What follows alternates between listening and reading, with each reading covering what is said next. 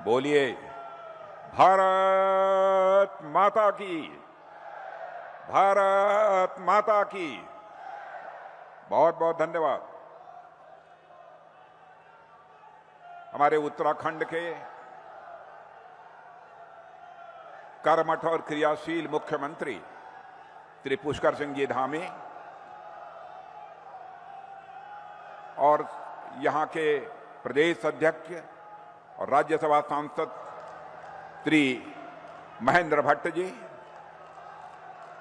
श्री अजय टमटा जी, राज्य मंत्री भारत सरकार, श्री अजय भट्ट जी, माननीय सांसद, और श्री अजय कुमार जी, संगठन महामंत्री, श्री गणेश जी जोशी, श्रीमती रेखा आर्य, श्री मदन जी कौशिक, श्री राम सिंह कैड़ा, सभी मंत्रीगण, श्री खजानदास जी, श्री प्रदीप बत्रा जी, श्री बंशीधर जी भगत, श्रीमती सरिता आर्य, श्री मोहन सिंह जी वेस्ट, श्री गजराज जी वेस्ट, बहुत सारे नाम हैं। और इस सभा में मौजूद मेरे सभी सम्मानित बहनों एवं भाइयों, बच्चों शांत हो जाओ, शांत। इस सभा में मौजूद मेरे सभी सम्मानित बहनों एवं भाइयों, सबसे पहले मैं शौर्य, पराक्रम और देशभक्त की मिसाल उत्तराखंड की धरती को मैं शीश झुकाकर नमन करता हूं। मैं समस्त उत्तराखंड वासियों का भी शीश झुकाकर नमन करता हूं। और मेरे बहनों भाइयों, उत्तराखंड की यह भूमि, यह वेदों की भूमि है। उत्तराखंड की यह भूमि देवों की भूमि है और यही वह स्थान है जिसे देवताओं का निवास स्थान माना जाता है। मैं उत्तराखंड वासियों के स्वभाव से अच्छी तरह परिचित हूं, क्योंकि लंबे समय तक उत्तराखंड में मुझे काम करने का अवसर मिला है। इस उत्तराखंड का 10-12 दिन के लिए मैं मुख्यमंत्री भी रहा हूं और मेरे मुख्यमंत्री रहते हुए ही उत्तर प्रदेश का विभाजन हुआ था और उत्तराखंड जैसे एक नए राज्य का उसी समय सृजन हुआ था। बहनों भाइयों, मैं यहां के लोगों के स्वभाव से भी अच्छी तरह परिचित हूं।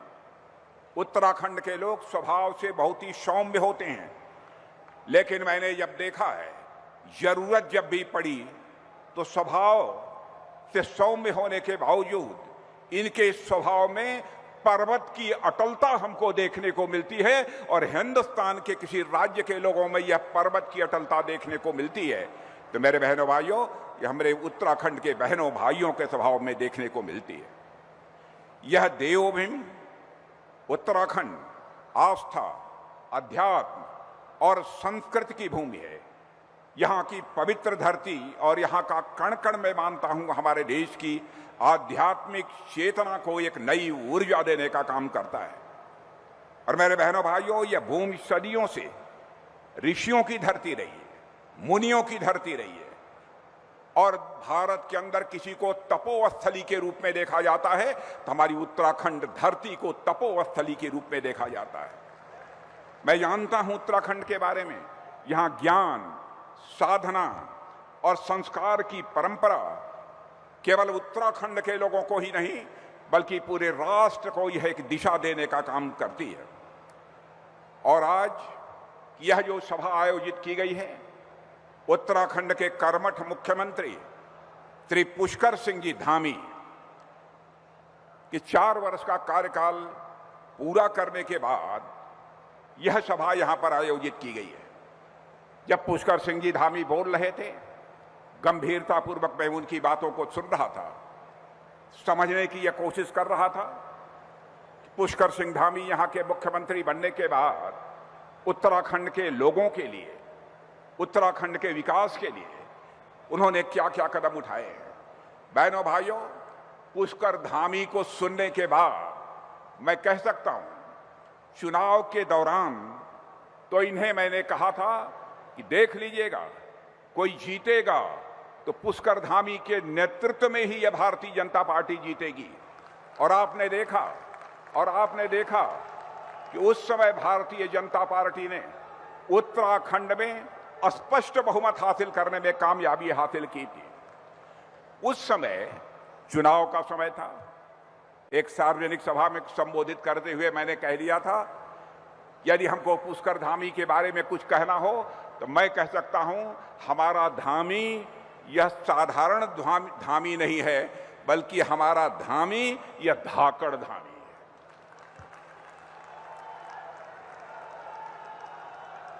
और बहनों भाइयों, जब यह पुष्कर जी भाषण दे रहे थे और उन्होंने अपने 4 वर्षों के कार्यकाल में क्या किया है, इसको मैं सुन रहा था, तो मैं इस नतीजे पर पहुंचा कि अब यहां के मुख्यमंत्री पुष्कर धामी को केवल धाकड़ धामी नहीं कहा जाना चाहिए, बल्कि यहां के मुख्यमंत्री पुष्कर सिंह धामी को अब धुरंधर धामी कहा जाना चाहिए। धुआंधार इन्होंने काम किया है। मैं सचमुच यह कभी कल्पना भी नहीं कर सकता था कि उत्तराखंड की कोई सरकार इतनी तेजी के साथ छोटे से राज्य उत्तराखंड में काम कर पाएगी। लेकिन मैंने देखा कि कई मामलों में उत्तराखंड ने पूरे भारत में अव्वल स्थान प्राप्त किया है, नंबर 1 का स्थान प्राप्त किया है। मेरे भाइयों, मैं तो कहना चाहूंगा, पुष्कर धामी के नेतृत्व की सरकार जो 4 वर्ष जिसने पूरा किया है, एक बार हाथ उठाकर तालियां बजाकर उसका अभिनंदन किया जाना चाहिए इस सरकार का। मेरे बहनों भाइयों, आज मैं आपका ध्यान आकर्षित करना चाहूंगा, आज पूरी दुनिया एक संकट के दौर से गुजर रही है। आप जानते हैं, दुनिया में इस समय युद्ध चल रहा है। जिस तरह से पश्चिम एशिया में लगातार हमले हो रहे हैं, मैं समझता हूं केवल भारत के ही लेने नहीं बल्कि पूरे विश्व के लिए एक चिंता का विषय है। लेकिन भारत ने साफ तौर पर अपने पक्ष को रखते हुए कहा था, और आज भी कहा है हमारे प्रधानमंत्री मोदी जी ने, विश्व की इस समय की जो सबसे गंभीर समस्या है, जिस तरह से विश्व में युद्ध चल रहा है, उसका समाधान निकालना है तो वह युद्ध के माध्यम से उसका समाधान नहीं निकलेगा। उसका समाधान निकलेगा तो डायलॉग और डिप्लोमेसी से ही निकलेगा, बातचीत और कूटनीति के जरिए ही निकलेगा। और बातचीत और कूटनीति के जरिए ही विश्व की समस्या का समाधान निकाला जाना चाहिए। मेरे बहनों भाइयों, और मैं आप सबसे भी चाहूंगा, आप हमारी बात से सहमत हों कि विश्व में जो इस समय युद्ध चल रहे हैं, जो पश्चिम एशिया में लगातार आक्रमण हो रहे हैं, इनका समाधान यदि बातचीत और कूटनीति यानी डिप्लोमेसी और डायलॉग के द्वारा निकाला जाना चाहिए, इससे आप सहमत हैं तो मैं चाहूंगा एक बार हाथ उठाकर तालियां बजाइए, तो मैं मान लूं कि उत्तराखंड की जनता भी इस बात से पूरी तरह सहमत है। भारत का जहां तक प्रश्न है बहनों भाइयों, हमारे प्रधानमंत्री मोदी जी ने जिस करिश्माई तरीके से भारत का मस्तक दुनिया में ऊंचा किया है, उसकी जितनी भी सराहना की जाए वह कम है। पहले अंतर्राष्ट्रीय मंचों पर भारत कुछ बोलता था तो भारत की बातों को जिस गंभीरतापूर्वक लिया जाना चाहिए नहीं लिया जाता था, लेकिन आज हमारा और आपका भारत यदि अंतर्राष्ट्रीय मंचों पर कुछ बोलता है, सारी दुनिया कान खोलकर सुनती है कि भारत बोल क्या रहा है। मेरे बहनों भाइयों, आज यह भारत की हैसियत सारी दुनिया में बनी है। यह हम सबके लिए एक गौरव का विषय है, और मैं चाहता हूं कि एक बार आप सभी लोग हाथ उठाकर प्रधानमंत्री मोदी जी को यह कहें इस संकट की घड़ी में। और मैं संकट की घड़ी क्यों कह रहा हूं, जब दुनिया में युद्ध चल रहा है तो हो सकता है यहां ऊर्जा का संकट पैदा हो, यहां खाद का संकट पैदा हो जाए। दुनिया का कोई देश बिना प्रभावित हुए नहीं रह सकता बहनों भाइयों। इस संकट की घड़ी में हो सकता है उस संकट से भारत भी प्रभावित हो, लेकिन आज तक हमारे प्रधानमंत्री जी ने अपनी योग्यता, अपनी क्षमता, अपनी सूझबूझ के आधार पर भारत को उस संकट में अभी तक नहीं फंसने दिया है। लेकिन भविष्य में क्या होगा कुछ कहा नहीं जा सकता। इसलिए आज उत्तराखंड की धरती से मैं या आप सबसे अपील करना चाहता हूं, मोदी जी के द्वारा वैश्विक स्तर पर पैदा हुए संकट को दूर करने के लिए जो भी उनके द्वारा कोशिश की जा रही है, मैं समझता हूं कि उत्तराखंड वासियों के द्वारा भी उसका समर्थन किया जाना चाहिए। मेरे बहनों भाइयों, यदि आप सहमत हैं तो दोनों हाथ उठाकर एक बार अपना समर्थन दीजिए, यह मैं आप सबसे अपील करना चाहता हूं। मेरे बहनों भाइयों, हमारे उत्तराखंड में मुख्यमंत्री पुष्कर सिंह जी धामी सरकार के दूसरे कार्यकाल के 4 वर्ष पूरे होने के बाद इतनी बड़ी सार्वजनिक सभा आयोजित हुई है। और मैं कहना चाहता हूं कि मेरे बहनों भाइयों, यह 4 वर्षों का कार्यकाल यह कोई साधारण कार्यकाल नहीं रहा है। वैसे सच्चाई तो यह है कि मुख्यमंत्री पुष्कर सिंह धामी लगातार 5 वर्षों से इस उत्तर प्रदेश के मुख्यमंत्री हैं और पिछले 9 वर्षों से यहां पर भाजपा की सरकार रही है। और उत्तराखंड के राजनीतिक इतिहास का इसे मैं एक साधारण अध्याय नहीं मानता हूं, बल्कि उत्तराखंड के राजनीतिक इतिहास का इसे मैं महत्वपूर्ण अध्याय मानता हूं। जब मैं यहां का मुख्यमंत्री था, उत्तर प्रदेश का विभाजन हुआ था, उत्तराखंड राज्य बना था, तो उस समय पहले मुख्यमंत्री स्वर्गीय नित्यानंद जी स्वामी बने थे। उसके बाद हमारे खंडूरी जी मुख्यमंत्री बने, श्रीमान भगत सिंह जी कोश्यारी बने, त्रिवेंद्र सिंह जी रावत बने, रमेश पोखरियाल निशंक जी बने, तीरथ सिंह जी रावत भी थोड़े समय के लिए मुख्यमंत्री बने। और मैं देखता हूं कि उत्तराखंड में यह हमारे संभवतः पुष्कर सिंह धामी 6ठे मुख्यमंत्री हैं। अब जब पुष्कर सिंह धामी उत्तराखंड के 6ठे मुख्यमंत्री बने हैं, तो मैं कह सकता हूं कि 4 वर्ष में इन्होंने चौका मारा है, लेकिन 6 वर्ष पूरे होने के बाद उत्तराखंड की राजनीति में छक्का मारने में भी हमारे पुष्कर धामी कामयाब होंगे, ऐसा मेरा पक्का विश्वास है। मेरे बहनों भाइयों, आज का यह कार्यक्रम कई मामलों में बहुत ही ऐतिहासिक है। बहनों भाइयों, जब आदरणीय अटल बिहारी वाजपेयी जी भारत के प्रधानमंत्री थे, तो वर्ष 2020 में इस उत्तराखंड राज्य का गठन हुआ था और उस समय उनकी मंत्रिमंडल में सरफेस ट्रांसपोर्ट मिनिस्टर के रूप में मुझे भी काम करने का अवसर प्राप्त हुआ था। और पिछले वर्ष ही उत्तराखंड राज्य ने अपनी स्थापना के 25 वर्ष पूरे किए हैं और अब वो 26 वर्ष पूरे हो रहे हैं। और एक बार जिन विभूतियों ने, जिन महानुभावों ने उत्तराखंड को राज्य बनाने के लिए सतत संघर्ष किया है, आंदोलन किया है, अपना बलिदान दिया है, उनकी स्मृति को मैं शीश झुकाकर मैं नमन करता हूं। मेरे बहनों भाइयों, इतना ही नहीं, मुख्यमंत्री पुष्कर सिंह धामी ने 4 वर्ष पूरे किए हैं और 4 वर्ष बहुत ही सफलतापूर्वक पूरे किए हैं। और वह दूसरा कार्यकाल है। साथ में भारतीय जनता पार्टी की सरकार के 9 वर्ष पूरे हुए हैं और इन 9 वर्षों में उत्तराखंड राज्य ने जितनी तेजी के साथ विकास किया है, मैं कह सकता हूं, मैं भी एक राज्य का उत्तर प्रदेश का मुख्यमंत्री रह चुका हूं। बहनों भाइयों, यह किसी को कल्पना नहीं थी कि उत्तराखंड एक छोटा सा राज्य अलग बन जाने के बाद स्वाभाविक है संसाधनों का अभाव होगा, धन का अभाव होगा और वह उत्तराखंड राज्य इतनी तेजी के साथ प्रगति कर पाएगा, इसकी कल्पना भी नहीं थी।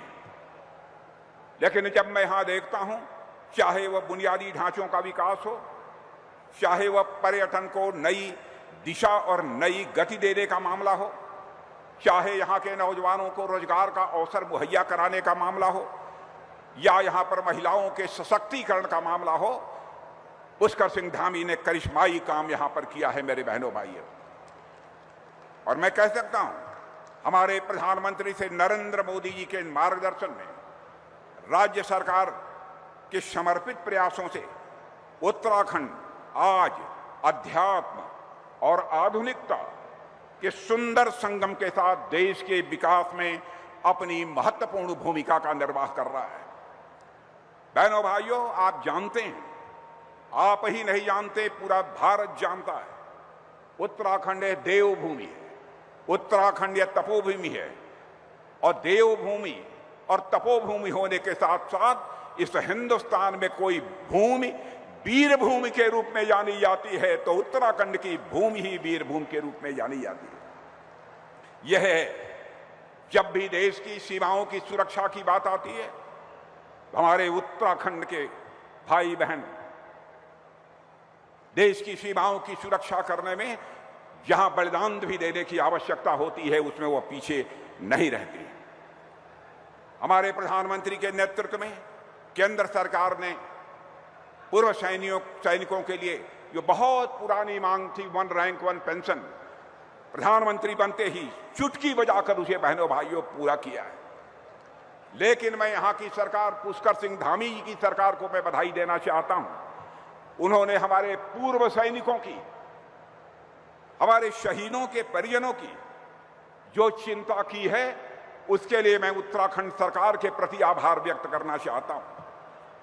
चाहे उनके परिजनों को आर्थिक सहायता देने का मामला हो, चाहे वह शिक्षा में आरक्षण देने का मामला हो, चाहे रोजगार के अवसर मुहैया कराने का मामला हो, चाहे जो भी उनके संबंध में विभिन्न कल्याणकारी योजनाएं चलाने का प्रश्न हो, हर तरफ पुष्कर सिंह धामी ने बधाई दिया है, प्रयास किया है।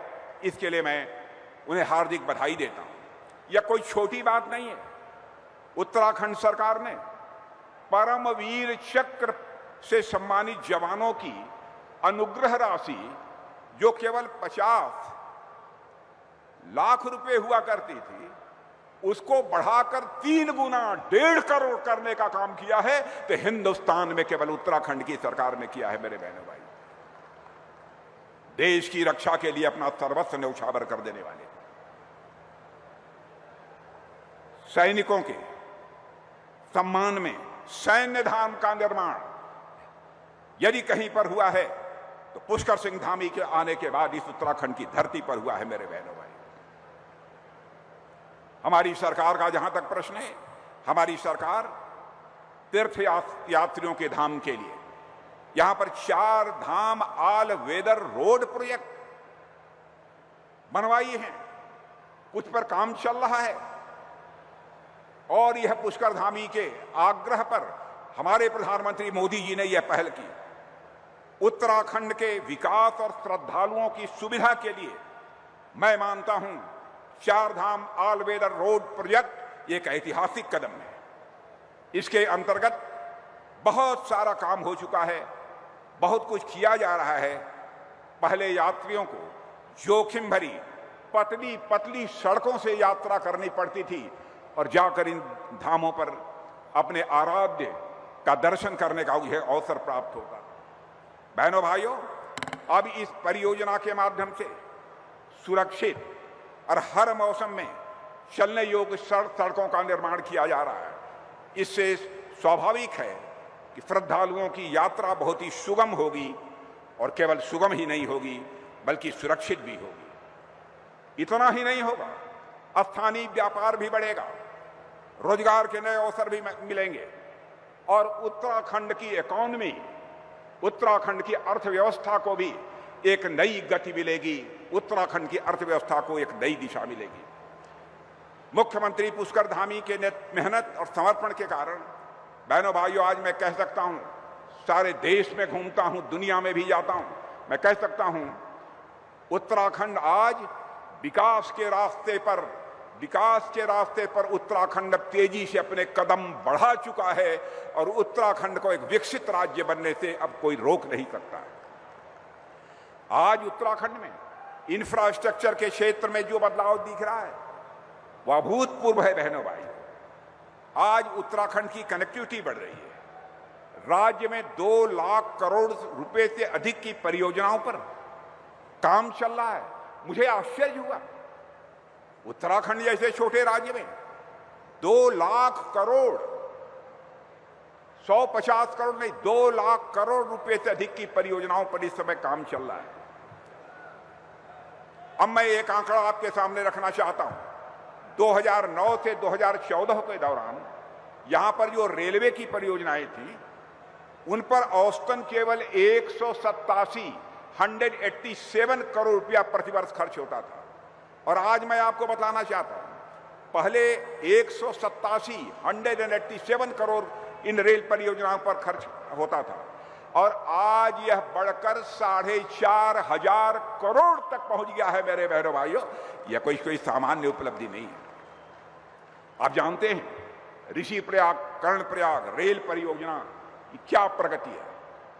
दिल्ली देहरादून एक्सप्रेसवे बनकर लगभग तैयार हो गया है।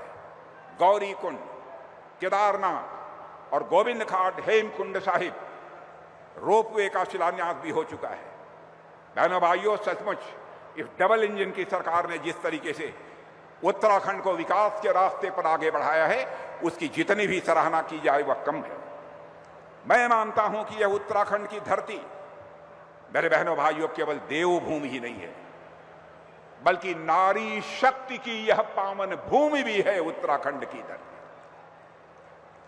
यहां रानी कर्णावती जैसी वीरांगनाएं पैदा हुई हैं। उनकी गाथाएं भी लोग जगह जगह सुनाते हैं। गौरा देवी जैसी प्रकृति की रक्षा करने वाली महिलाओं का साहस यहां पर है। यह बछेंद्री पाल जैसी बेटियों की धरती है, जिन्होंने सभी को नई ऊंचाइयों को छूने की एक प्रेरणा दी है। ऐसी यह पवित्र भूमि उत्तराखंड की धरती है। पद्मश्री से सम्मानित बसंती बिष्ट, बसंती देवी जी और बंदन कटारिया जी जैसी उत्तराखंड की बेटियों ने अपने कार्यों से इस उत्तराखंड का नाम भारत में ही नहीं बल्कि सारी दुनिया में रोशन किया है।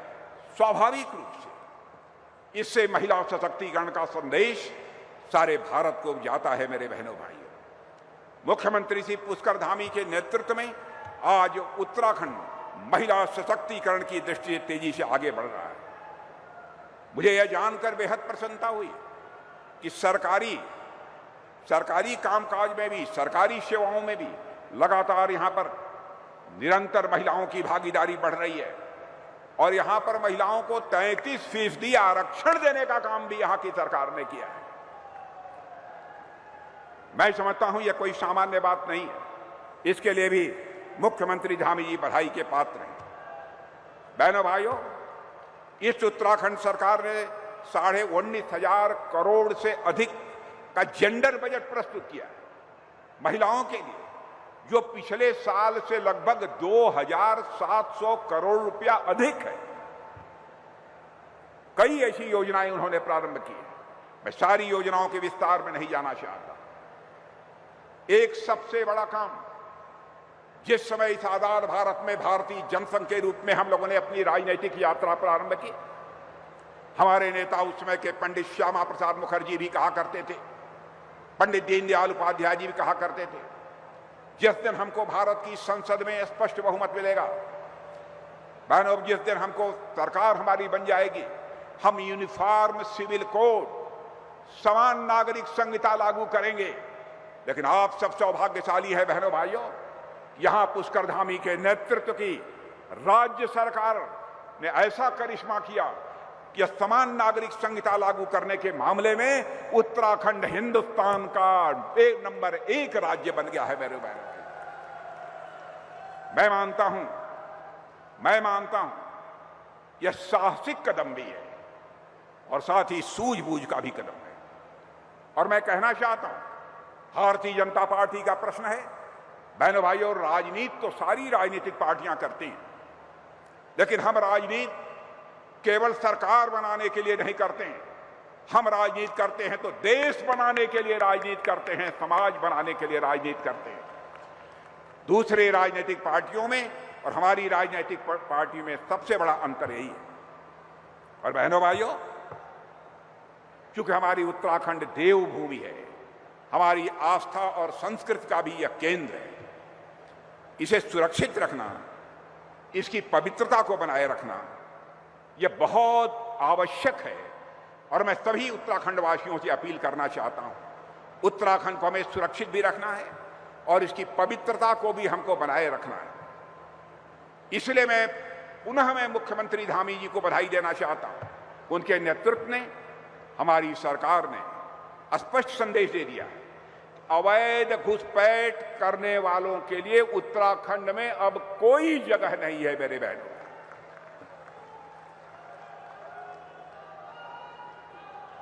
बहनों भाइयों, कोई बाहर से आकर जी बसना चाहता है, उसमें कोई आपत्ति नहीं, लेकिन गैर कानूनी तरीके से आकर कोई जहां चाहे वहां बस जाए, इसको देखते हुए इन्होंने उनके खिलाफ सख्त कार्रवाई की है। इसके लिए भी मैं बधाई देना चाहता हूं। और उनके नेतृत्व में 10,000 से अधिक अतिक्रमण हटाए गए हैं। शायद कोई दूसरा राज्य होता इसकी तो हम कल्पना भी नहीं कर सकते। 10,000 लोगों ने यहां पर अनधिकृत रूप से कब्जा कर लिया था, उस कब्जे को हटाने में भी कामयाबी हासिल की है उन्होंने। शिक्षा की दृष्टि से भी बहुत महत्वपूर्ण कदम उन्होंने उठाए। सबको समान शिक्षा, आधुनिक शिक्षा मिलनी चाहिए। नकल पर पाबंदी लगाई है। उत्तर प्रदेश का शिक्षा मंत्री रहते हुए बहनों भाइयों, नकल पर पहली बार पाबंदी हमने लगाई थी। हाहाकार मचा था सारे देश भर में, लेकिन उसके बाद यह करिश्माई काम किसी ने किया है तो आपके मुख्यमंत्री पुष्कर सिंह धामी ने किया है। बहनों भाइयों, उनकी सरकार ने किया है। आज मुझे अत्यंत प्रसन्नता हो रही है कि मुझे हल्द्वानी में आप सभी के बीच आने का मेरे बहनों भाइयों अवसर मिला है। हल्द्वानी पूरे कुमायूं क्षेत्र का मैं समझता हूं यह प्रवेश द्वार है। पूरे कुमायूं क्षेत्र का यह प्रवेश द्वार है। जब इस क्षेत्र का विकास होगा तो इसका सीधा प्रभाव पूरे उत्तराखंड पर पड़ेगा, उत्तराखंड की अर्थव्यवस्था पर पड़ेगा, पर्यटन पर पड़ेगा, जनजीवन पर पड़ेगा। जब विकास होता है, यहां का विकास होगा तो उत्तराखंड के विकास की गति भी काफी तेज होगी। हर दृष्टि से मिशन मोड में यहां पर काम हो रहा है, धुआंधार काम हो रहा है। इसीलिए मैंने कहा, धामी जी को पहले हमने धाकड़ धामी कहा था, तो इसीलिए धुआंधार काम कर रहे हैं, इसीलिए उन्हें हम धुरंधर धामी कह रहे हैं।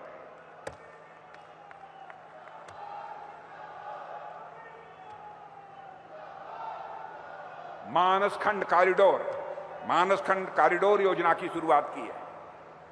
और इस योजना में क्या क्या है मैं बहुत विस्तार में जाकर बताने की जरूरत नहीं समझता हूं। कई ऐसी योजनाएं, एक लंबी फहरिस्त हमारे पास है। कि यमरानी बांध योजना लगभग 50 वर्षों से लंबित थी, वह भी हमारे प्रधानमंत्री मोदी जी और मुख्यमंत्री श्री पुष्कर सिंह जी धामी के नेतृत्व में इसे नई गति मिली है। और लगभग 3,700 करोड़ रुपए की एक परियोजना हल्द्वानी और तराई क्षेत्र के कई जिलों के लिए बेहद जरूरी थी और वह काम हो रहा है। कई ऐसी प्रमुख योजनाएं बनी हैं। अभूतपूर्व प्रगति उत्तराखंड के विकास में पुष्कर सिंह जी धामी के रहते हुए हुई है। बहनों भाइयों, आज अब आपको आश्चर्य होगा, 2011-12 में राज्य की जीडीपी 2,54,000 करोड़ थी। 2021-22 में इस राज्य की जीडीपी 2,54,000 करोड़ थी। आज आपको जानकर खुशी होगी कि वह बढ़कर 3,82,000 करोड़ हो गई है। मेरे बहनों भाइयों, यह कोई साधारण उपलब्धि नहीं, ये साधारण उपलब्धि नहीं। कई काम, कितने कामों की मैं चर्चा करूं। छोटे उद्योगों का जाल बिछाने का जहां तक प्रश्न है, 2021-22 में जहां पर मिनिमम, स्मॉल, मीडियम उद्योगों का सवाल था, छोटे लघु मध्यम उद्योगों का सवाल था, पहले 2021-22 में इनकी संख्या केवल 60,000 थी। अब देखिए, उद्योग भी कितने जल्दी बढ़ते हैं यदि सरकार काम करने वाली हो तो। जो 60,000 संख्या थी छोटे उद्योगों की, आज वह बढ़कर लगभग 80,000 करोड़ तक पहुंच गई है। पहले 107 बड़े उद्योग थे, 4 वर्षों के अंदर ही वह संख्या बढ़कर रहने भाइयों 128 तक हो गई है। कई ऐसे महत्वपूर्ण कदम इस सरकार ने उठाए हैं, उनकी जितनी भी सराहना की जाए वह कम है। बुनियादी ढांचों के विकास की बात करें तो सड़कों की लंबाई पहले 1,000 किलोमीटर से अधिक बढ़ी है। 1,000 किलोमीटर से अधिक हमारी भाजपा की सरकार ने उत्तराखंड में बढ़ाया है। और हेलीपैड, हेलीपोर्ट, ये तो बहुत सारी योजनाएं इन्होंने प्रारंभ की है। वो बहुत विस्तार में जाकर इसकी चर्चा करने का कोई, मैं समझता हूं, आवश्यकता नहीं है। 2002 से 2007 के बीच 50 से अधिक स्कैम्स के मामले सामने आए, लेकिन बहनों भाइयों, तब उस समय कांग्रेस की सरकार थी, घोटाले होते थे, घोटालों पर पर्दे डाल दिए जाते थे। लेकिन आज मैं कह सकता हूं बहनों भाइयों, यदि कोई मां का लाल यदि घोटाला करने की जरूरत करेगा तो उसका घर बाहर नहीं होगा, बल्कि उसका स्थान उत्तराखंड की जेल में होगा। मेरे बहनों भाइयों, यह भी उत्तराखंड की सरकार इसके लिए पूरी तरह से प्रतिबद्ध है।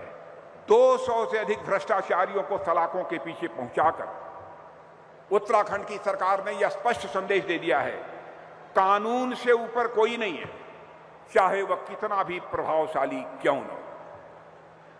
मैं उत्तराखंड सरकार के इस निर्णय की भूरि भूरि प्रशंसा करता हूं, और इस कानून के लागू होने के बाद पारदर्शिता आई है।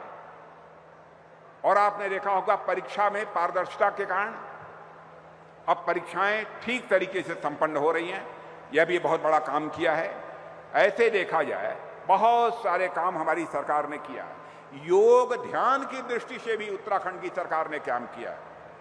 वेलनेस टूरिज्म, लोगों का स्वास्थ्य ठीक रहे, लोग चंगे रहें, स्वस्थ रहें, इस दृष्टि से भी सरकार ने कई महत्वपूर्ण काम किए हैं। और आज हमारे प्रधानमंत्री मोदी जी ने प्रधानमंत्री बनते ही अंतर्राष्ट्रीय स्तर पर जो एक सम्मेलन हुआ था उसमें यूएन में जाकर बहनों भाइयों बोलकर, योग जो भारत की देन है, भारत के ऋषियों और मनीषियों की देन है, उसे सारे विश्व में मान्यता दिलाने का काम किया। यह भी हम सब भारतवासियों के लिए गौरव का विषय है। इतना ही नहीं, पहले जो हमारे सीमावर्ती गांव होते थे उनको कहा जाता था ये अंतिम गांव है, लास्ट विलेज है। लेकिन मोदी जी की सरकार बनने के बाद हम लोगों ने कहा सीमा के जो सबसे पास का गांव है वह लास्ट विलेज नहीं है, बल्कि हमारे लिए वह फर्स्ट विलेज है। और आज आपने देखा होगा सीमावर्ती गांवों का भी वाइब्रेंट विलेजेस प्रोग्राम के अंतर्गत कितनी तेजी के साथ विकास हो रहा है। बहनों भाइयों, पहाड़ की जवानी और पहाड़ का पानी, पहाड़ की जवानी और पहाड़ का पानी यदि काम आना चाहिए तो पहाड़ के काम आना चाहिए और देश के लिए काम आना चाहिए। 2022 के हुए विधानसभा चुनाव में यहां की जनता ने बहनों भाइयों इतिहास रच दिया है। उत्तराखंड में पहली बार किसी पार्टी को जनता ने लगातार दूसरी बार चुना है। मैं आश्वस्त हूं, आगे भी यदि चुनाव होगा तो भारतीय जनता पार्टी को पहले से अधिक सीटों पर इस उत्तराखंड में विजय प्राप्त होगी। और अधिक क्या, मुझे तो लगता है आप लोगों का समर्थन देखते हुए कि उत्तराखंड में अगली बार 2/3 बहुमत से भारतीय जनता पार्टी की सरकार बनकर रहेगी। दुनिया की कोई ताकत उसे रोक नहीं पाएगी। अब हालत देखिए, यह कांग्रेस के लोग जब हारते हैं, कांग्रेस के लोग हारते हैं तो कहते क्या हैं, या उनको दिखाई देता है कि अगले चुनाव में हार जाएंगे। क्या कहते हैं? कहते हैं ईवीएम में गड़बड़ी की गई, ईवीएम में, इलेक्ट्रॉनिक वोटिंग मशीन में गड़बड़ किया गया। यह कहते हैं कि इलेक्शन कमीशन ने कई गड़बड़ियां की हैं। इलेक्शन कमीशन को ही दोष देने लगते हैं। अभी समय एफआईआर चल रही है, कई राज्यों में चुनाव होने वाले हैं। अब कहा जा रहा है वोट काटे जा रहे हैं। क्या आप नहीं चाहते जो अवैध मतदाता हैं, जो अवैध घुसपैठिए हैं, उनको वोट देने का अधिकार नहीं होना चाहिए?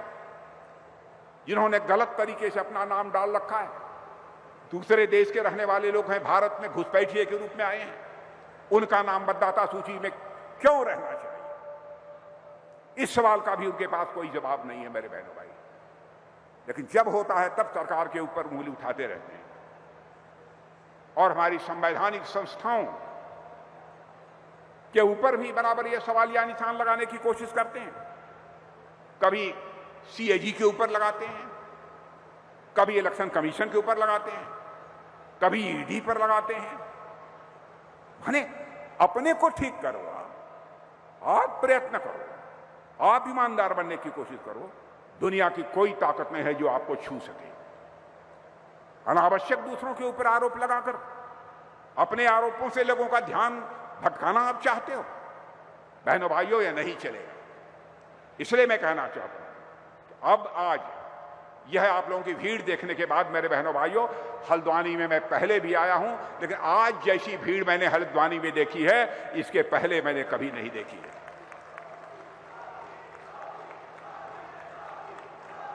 और मुझे पूरा विश्वास है कि आगामी जो चुनाव होगा, भारतीय जनता पार्टी के नेतृत्व में निश्चित रूप से भारतीय जनता पार्टी यहां पर 2/3 बहुमत से सरकार बनाएगी और देश के सामने एक आदर्श राज्य के रूप में उत्तराखंड राज्य ने अपने को प्रस्तुत किया है। इससे भी बेहतर राज्य यदि आप उत्तराखंड को बनाना चाहते हैं, आपका भरपूर समर्थन भारतीय जनता पार्टी को प्राप्त होना चाहिए। इन्हीं शब्दों के साथ आपको भी, समस्त उत्तराखंडवासी बहनों एवं भाइयों को भी, और यहाँ के मुख्यमंत्री पुष्कर सिंह धामी और मंत्रिमंडल के सभी सदस्यों को अपनी तरफ से हार्दिक बधाई देते हुए अपना निवेदन समाप्त करता हूं। बोलिए भारत माता की। पीछे के लोग भी हाथ उठाकर भारत माता की। बहुत बहुत धन्यवाद।